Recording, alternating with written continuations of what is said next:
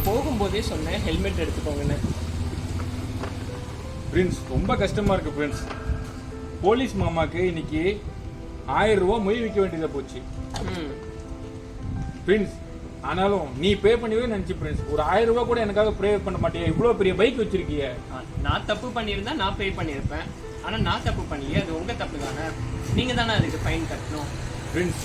ஆனா உனக்கு தெரியுமா, எனக்காக ஒருத்தர் இந்த உலகத்துல நான் பண்ண தப்புக்கு எல்லாத்துக்கும் ஃபைன் கட்டிருக்காரு பிரின்ஸ். யாருன்னு தெரியுமா?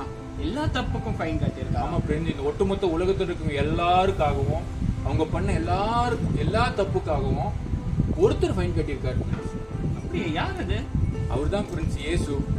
இயேசு இந்த உலகத்தில் இருக்கிறவங்க எல்லாம் பண்ணவங்க தப்புக்காக அந்த கல்வாரி சிலுவையில அவருடைய ரத்தத்தை சிந்தி நம்ம பாவத்துக்கெல்லாம் அவர் பே பண்ணியிருக்காரு பிரின்ஸ். அப்படியா? ஆமா பிரின்ஸ். ஆனா அது 2000 வருஷத்துக்கு முன்னாடி தானே நடந்துச்சு. அது எப்படி இப்ப நம்மளுக்கு? ஆமா பிரின்ஸ். நம்ம பண்ண தப்புக்காக முன்னாலேயே அவர் ஃபைன் கட்டியிருக்காரு.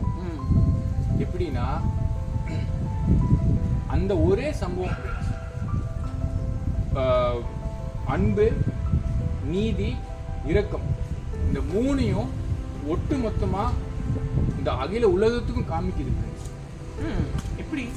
நீ முன்னாலேயே இன்சூரன்ஸ் வாங்கிட்டு அதுக்கப்புறமா இன்சூரன்ஸ் கிளைம் பண்ணிக்கிறீல்ல பிரின்ஸ், அதே மாதிரி தான் பிரின்ஸ் இயேசுவும் நம்ம செஞ்ச பாவத்திற்காக அவர் அன்பு செலுத்திருக்காரு.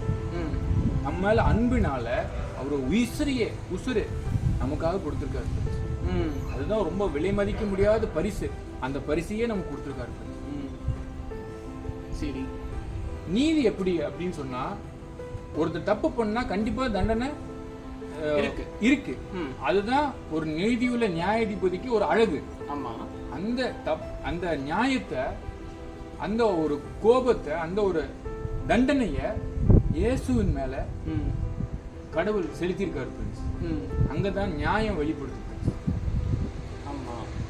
இரக்கம் எப்படி வெளிப்படுதுன்னா, உண்மையாலுமே தண்டனை வாங்கினவங்க, தண்டனை தப்பு செஞ்சவங்க நான் தான், அப்போ தண்டனை நான் தான் அனுபவிக்கணும். ஆனா ஏன் என்ன பொழைச்சுப்போ அப்படின்னு விட்டுட்டு என் மேல இரக்கம் காமிச்சு இயேசுவின் மேல அந்த தண்டனையை போயிடுச்சு.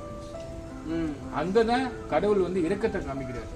ஸோ இந்த சரித்திரத்திலேயே ஒரே இடத்துல அன்பு, இரக்கம், நீதி, இது மூன்றும் ஒரே இடத்துல வெளிப்படுறது பிரின்ஸ்.